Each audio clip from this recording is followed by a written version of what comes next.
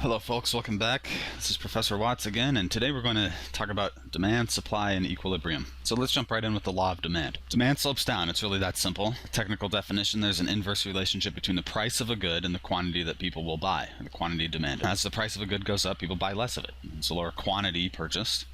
And as the price goes down, people buy more of it. It's a higher quantity purchased. This is always the case. This is really the case for all goods at all times. Okay, so let's actually start drawing. I like to pick an actual product and an actual market area, even if it's a made-up area, as in this case. You'll notice that we have a fully specified demand situation here. So the product, the location, the price per unit, and the quantity per time period. And you really need all these things to have a proper demand and supply diagram, but we have them all.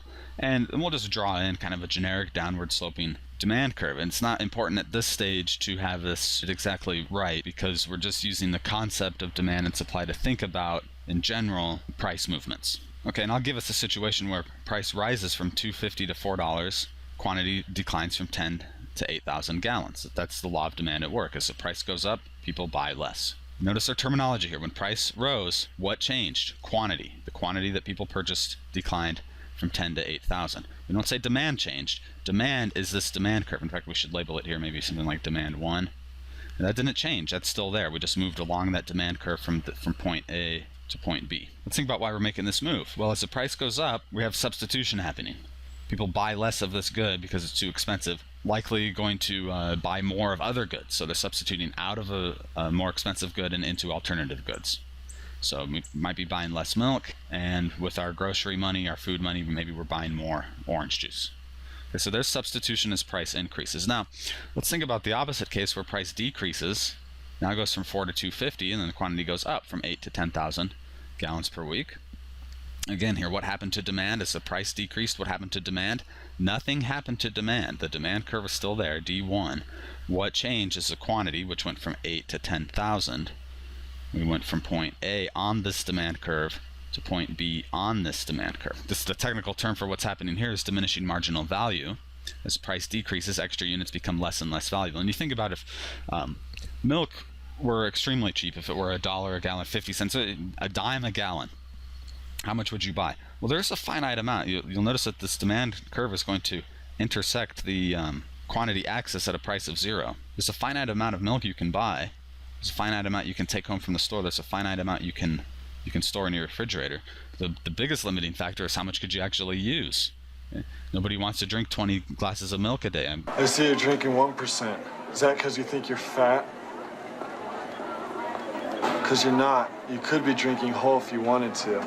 As price goes down, quantity increases, but only to a point. Extra units become less and less valuable. Okay, so there's a demand curve in the law of demand. Now let's talk about dynamics. A change in the price of a good does not change demand for that good. Price changes, as we just discussed, the quantity will go up and down along a given demand curve. Price changes, quantity changes. To change the entire demand curve, changing demand, we have to have something other than the price of this good shifting, and that's where we get into what's called determinants of demand. Okay, so first up is income. And there's two effects income can have. And for a normal good, as your income goes up, your demand goes up. And as your income goes down, your demand goes down. So a classic one might be cars. Now, you don't necessarily buy more cars, but you definitely will spend more on transportation. You'll spend more on your car as your income goes up. And there's a category called inferior goods, where as your income goes up, your demand actually goes down. And you can kind of think about here, it's kind of like a substitution out of an entire category of good, and you're shifting up to something that you perceive as better. There's a classic example of an inferior good.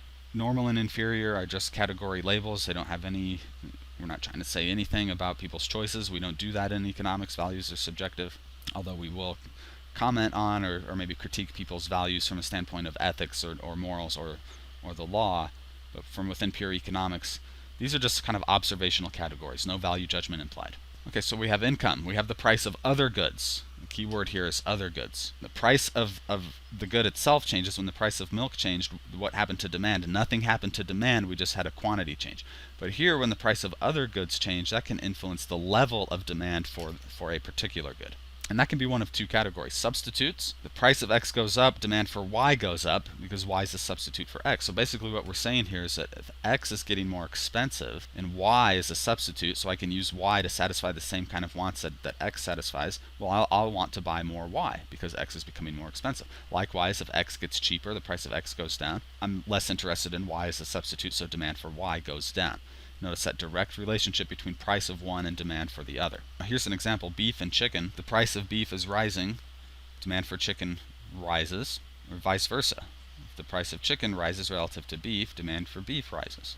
Goods could also be complements to each other. They go together. They're used together in consumption. So in this case, if the price of A rises, demand for B declines because you're using less A, the quantity demanded of A goes down. And if you're using less A, you're using less B because A and B are used together. Likewise, if the price of A goes down, demand for B goes up. Now your price of A goes down, people are consuming more of it, and they're going to go ahead and buy more B as well. Notice that now that we have an inverse relationship between the price of one and demand for the other. The classic example here, peanut butter and jelly often go together. So if peanut butter becomes less expensive, people will probably buy more of it, and then they'll probably buy some more jelly because they're going to be making some more PBJs. Here's a kind of a real life example of that, and this is something I observed several years ago. And don't get too excited about that gas price. It's not $1.70 per gallon. That's actually 1.7 Swiss francs per liter. This is over in Switzerland, and that works out roughly to $6 a gallon based on the exchange rate at the time. Europe has long had very expensive gas in comparison to the US, and most of that, frankly, is because they have really high taxes. But regardless, they have a very high gas price, $6 per gallon, and it's going to be something double, triple US gas prices. So go ahead and be an economist and make a prediction about how this is going to impact their consumption of related goods. Think about what kind of cars they're going to drive. Here's an example of a very small European car. And this one's an old one. This one's a 1950s one. So they've had high gas prices for a long time. They've driven small cars for a long time. Now, gas and cars are complements. So people are using less gasoline because the price is really high. They're probably going to be using fewer cars. And because small cars substitute for large cars, and it's expensive to operate large cars, they're probably going to be, of the cars they do operate, they're going to be smaller cars. It's a car I rented over there, smallest car I've ever driven. I had this thing up to about 100 miles an hour on the Autobahn. It was pretty exciting. And even at that, I was still being blown away by Mercedes and Audis and so on. So we've got income. We've got the price of other goods, substitutes, complements. Tastes and preferences.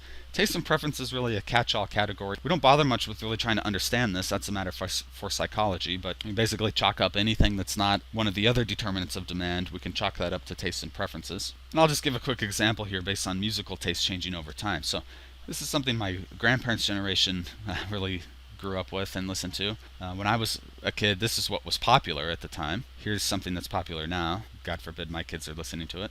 Here's something that was popular and remained popular, but then it had a sudden surge in its popularity and demand, and it was observable because of the unfortunate untimely death of Michael Jackson. So we actually observed that. Here's some news clippings I got from websites from right after he died unexpectedly back in '09. And you'll see that notes here that the demand source for Jackson music, Jackson items soar in value. Now what's going on? Well, we could say there's a pretty clear-cut shift in demand, and this is based on a change in tastes and preferences, and it's kind of based on this swelling of nostalgia for these items right after he died. Okay, let's say we're looking at the market for the genuine vintage albums, and we'll say that currently they're selling for about $10 each, and there's 500 a month changing hands. What happens after his sudden death increases the nostalgia? Well, there's a shift in demand, D2. So now the entire demand curve, notice, is at a higher level.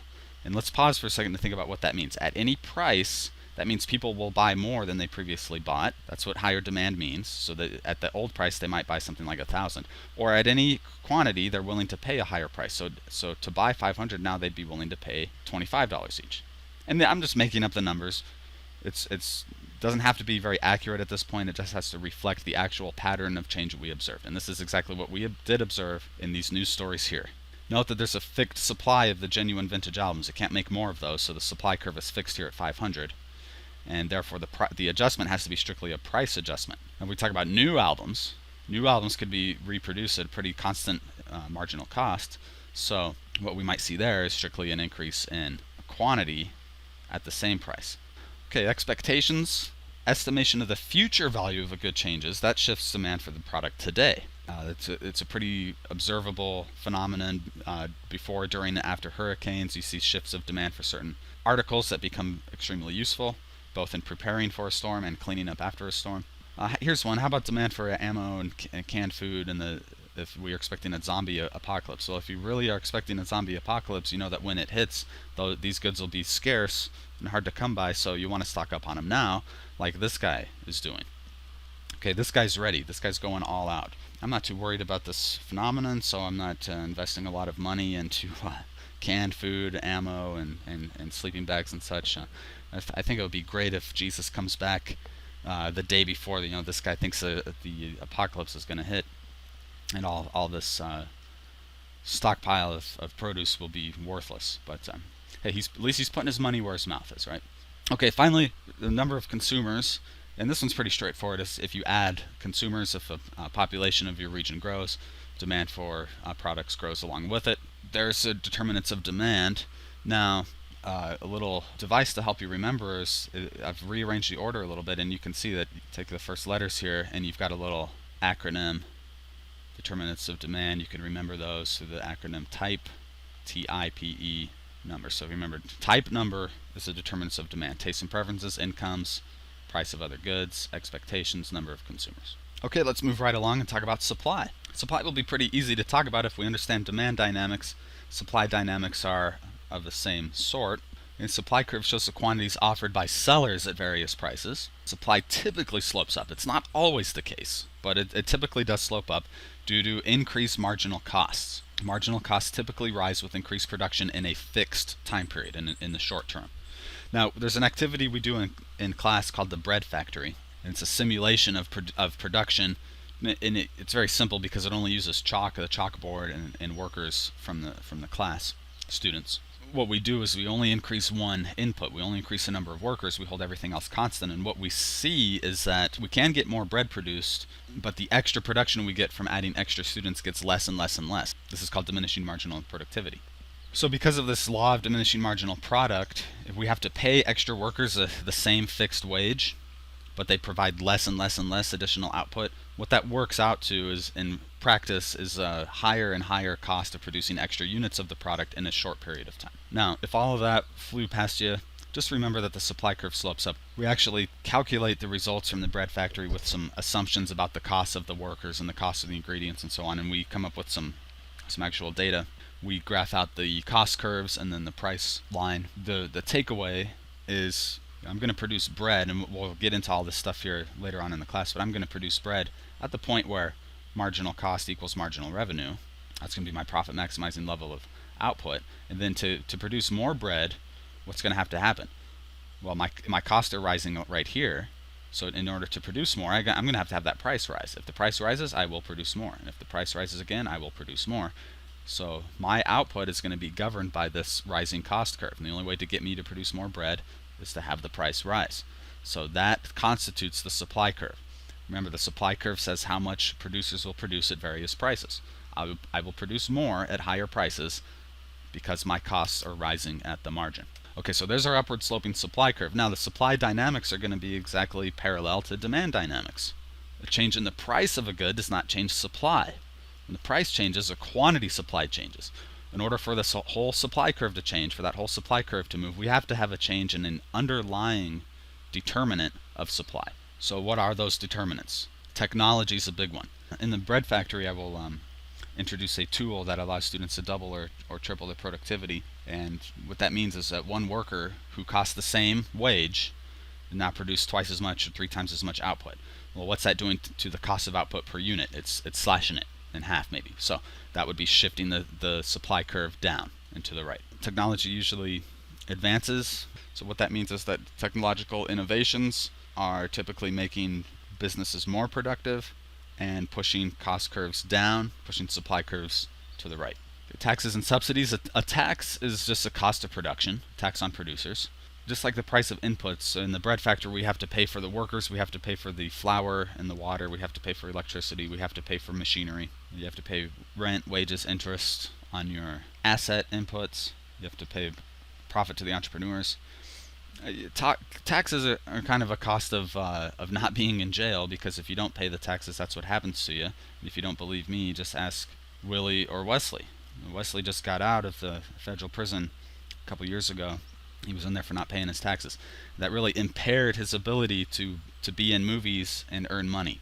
Are they cut already? You got to pay those if you want to stay in production. So if the taxes go up, your costs go up, and your supply curve will shift to the left. Now, input cost is an obvious one. If the cost of flour or the workers rises for the bread factory, the company needs a higher price on bread to stay in business without losing money to cover its costs.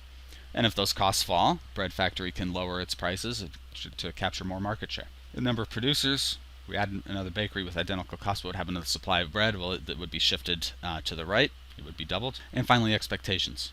What happens to the number of people willing to produce bread at any price if everyone is expected to go on the Atkins diet? Now, the Atkins diet, you might be familiar with, is an all-protein, no-carbs diet. So if everybody really embraced this, what would happen to demand for bread? Well, demand for bread would disappear. But foreseeing that demand for bread is disappearing, what would bakery companies do? Would they continue operating? No, they would eventually have to shut down. So if this became a really big deal, I don't know how big a deal it is anymore, but if it did, that you'd see a decrease in demand for bread, and then you would consequently see a decrease in the supply of bread.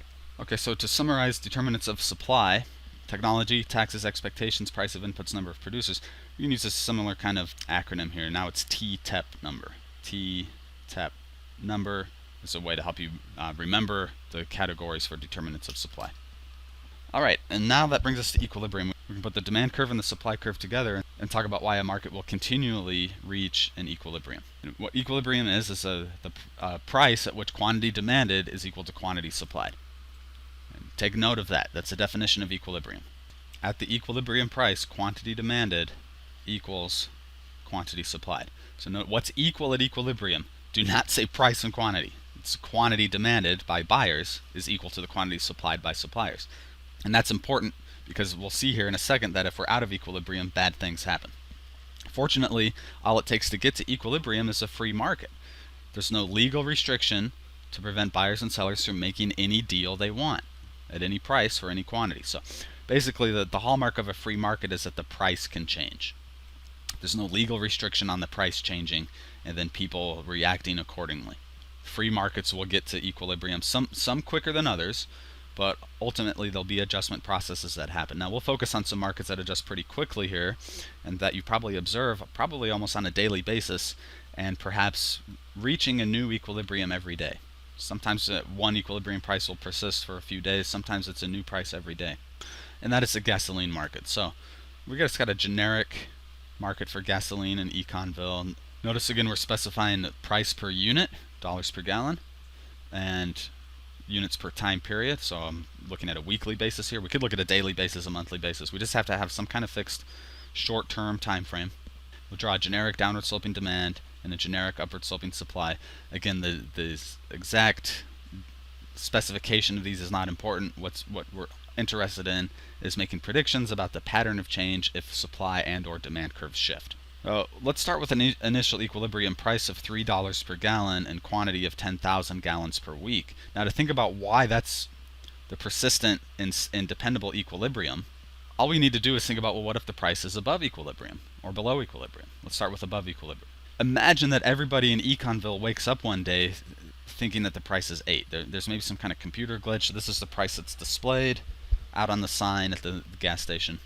So what's going to happen? Well, we want to take where that price meets the demand curve, so that's the quantity demanded at that price, and that where that price meets the supply curve, that's the quantity supplied at that price. And are those quantities equal? So is this an equilibrium? Buyers are buying less than they previously were. No, demand has not changed, but the quantity has gone down because of the higher price. Likewise, supply has not changed, but the quantity has gone up due to the higher price. So buyers are now only buying 3,000, and that means they're buying less. So what they're going to do less of low-valued uses of gasoline. So here the teenagers are probably going to spend less time cruising on Saturday night because they can't afford it. We're going to continue buying high-valued uses of gasoline. The ambulance crew is going to go ahead and bite the bullet and pay for this higher-priced gas because their use of gasoline is much higher value. And will they be able to pass along that higher gas price to their customers, their patients? Sure, it's not like we're going to say, if Grandpa's having a heart attack, we're not going to say, well, sorry, Gramps, the ambulance bills are really high now, so why don't you just take an aspirin? No, we'll pay a higher price, okay, to keep him alive. Suppliers likewise are going to be supplying a lot more, thinking that they can get more sales and cover rising costs and make more money. So they're maybe getting ready to supply 15,000. But is that going to be the case? No, because the quantity bought 3,000 is much less than the quantity sold up here at 15,000, and that gives us a surplus. Surplus is defined as quantity supplied exceeding quantity demanded at a given price. This is a key part of the definition of surplus here. At a given price, people are trying to sell more than people are willing to buy. Now, note that a surplus doesn't just mean that there's a lot of the product available relative to the past. The term for that is a glut. So you want to know the distinction between a glut and a surplus. A glut just means a large quantity, and a large quantity will bring low prices, and you still be in equilibrium. A surplus is very specific. It means people are trying to sell more than is being bought at the given price. Now, of course, there's a pretty easy mechanism to correct this. What's causing the surplus is that the price is too high, and there's a lot of disappointment here. All of these sellers here were accustomed to selling and now they aren't. These buyers here were accustomed to buying and now they aren't. These additional sellers thought they could sell at the high price, but they're not. So there's a lot of disappointment. So what's the correction for all of this? Well, it's of course to cut the prices and put the product on sale, so to speak. Inflatable Gorilla optional. Among the sellers who aren't selling anymore, who was most able to cut prices? Well, it would be the seller living down here on the supply curve with relatively low costs, especially compared to this really high non-equilibrium price. So notice that this seller right here, his costs are way below that high above equilibrium price. So this seller might be one of the first to offer a lower price, and then this buyer here, who's got a pretty high willingness to pay, not quite what this extreme of the non-equilibrium price, but nonetheless above the old price. So this buyer is willing to pay quite a bit more. He might take that offer. And notice now they're both happy. And we can repeat that process. Sellers whose costs are relatively low, selling to buyers whose valuations are relatively high. And that process gets repeated again and again and again until, guess what, we're back to equilibrium, and then the market will come to rest. And notice we won't do any more trades in this. We won't have a quantity above 10,000 because beyond that quantity, the cost of production, that's a supply curve, for any purchase exceeds the value to the consumers. And the demand curve can be properly thought of as the value curve. And you'll see this. You'll see clearance sale, blowout sale, overstock sale. In some cases, businesses do mistakenly accumulate too much inventory, and it's pretty easy for them to get rid of it by putting it on a blowout kind of liquidation type sale. Now, in a what we call a thick market like gasoline, where there's millions and millions of gallons being bought every day, almost round the clock, those prices are going to adjust really quickly. Other kinds of markets, it takes longer for them to adjust. But ultimately, in a free market, the prices will adjust to get us at or keep us at equilibrium. Okay, and let's just quickly think about what happens if the price is below equilibrium. And let's say for some strange reason, everybody in Econville wakes up and the price is $1 a gallon. Pretty predictable what's going to happen, and then the adjustment process that'll be made. But let's walk through this. Now, all these people think they're going to be able to do more driving at this lower price. And so the teenagers are going to do more cruising, and people are going to maybe think about buying bigger cars, taking more road trips. So we're envisioning some more uses, and we're prospectively happy about buying more of the product. So now consumers are planning on buying 15,000 gallons per week. But now the producers, at a price of $1, they can only cover the costs for a small amount of gasoline. Remember, costs rise at the margin. The supply curve is the marginal cost curve. So these sellers had been selling, and now they can't. They're not going to give away gasoline for free. They've got to cover the costs. They can't cover the costs, so they're going to shut down. And what we get now is a shortage. People are trying to buy more than is being sold at a given price. And again, key part of the definition is at a given price. We're not just talking about a decline in the availability of a good. Normally in a free market, if there's less of a good available, the price goes up, people buy less, but it's still in equilibrium. This is a non-equilibrium situation. At this price, at this low, below equilibrium price, people are trying to buy more than is being offered. Well, there's a simple correction to this. And note, first off, though, that there's the unhappiness here extends all the way up to these buyers who were accustomed to buying, but now they can't buy because the quantity's been cut way back down here to 3,000. So we're going to turn these frowns upside down, and how can we do that? Well, there's some people here who are willing to pay more than this below equilibrium price, namely these people here. And the question is, can these people find deals with these sellers who would need higher prices for the good to go back into production? And can we have these transactions occur here between these buyers and sellers and get us back to equilibrium? Well, sure. Okay. And what we need is the price to be bid back up to equilibrium. Now, in some markets, you have buyers and sellers literally yelling their bids to the sellers kind of on a moment-by-moment basis. For example, you see this in commodities exchanges.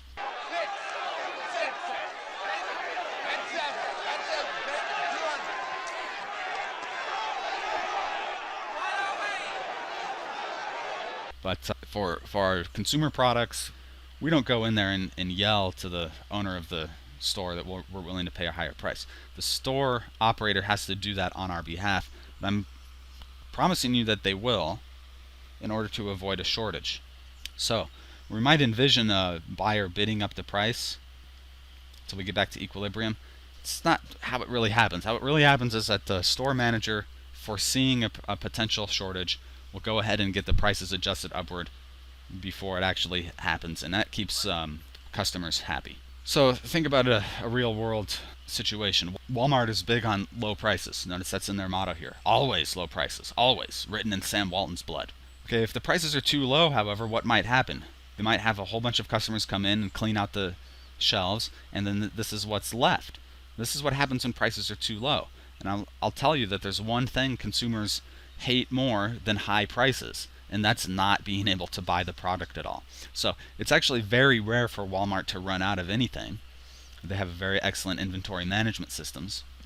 That's one of their big competitive advantages. But if their costs go up, if the cost of cornflakes goes up because of a reduction in the supply of corn, and that increases the cost of making cornflakes, Walmart is going to have to some extent, pass that cost on to the consumers in the form of a higher price in order to keep an inventory of goods on the shelf, so when the customer walks in wanting to buy cornflakes, Walmart has it for that customer. So businesses will adjust the prices upward as needed to keep the market at equilibrium, to keep the goods on the shelves, to keep the consumers happy. Okay, and again, the process ends when we're back at equilibrium, because to have any more transactions, the cost of producing it exceeds the value to consumers. So we stop when we reach equilibrium, and we've kind of maximized the benefits we can get from producing and consuming this product. And that takes us to our conclusion. We'll talk about properties of equilibrium. Total surplus is maximized, and total surplus is just a way of visualizing the gains to buyers and sellers. And the distance between the demand curve, which is the value of the good, and the supply curve, which is the cost, is the net value.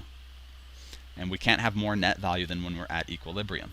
In Econville, in either case, in our surplus case with an above equilibrium or our shortage case with below equilibrium, we had quantity reduced to 3,000, and total surplus then was reduced. We lost this whole area here of surplus, of gains, net gains for buyers and sellers, and those gains are destroyed if we're not at equilibrium. Only at equilibrium can we get all those gains. Total surplus is maximized, and the market is efficient. Efficiency means we're getting the most value for the least cost. And note that equilibrium divides the demand curve into two regions. We could call this kind of the high valued region here, high valued uses and low valued uses, and it divides the supply curve into two regions, so low cost and the high cost. Which ones are we actually going to undertake? Well, only the highest valued uses get accomplished, and only the lowest cost sources of the product get utilized. And remember back to Thomas Sowell's motto, we have scarce resources with alternative uses. Scarcity says we cannot fulfill all possible uses for a good. We need a mechanism that says yes to only certain uses and says no to all others, and that's what equilibrium market prices do. The market equilibrium says only these people up here get to buy, and only these people down here get to produce.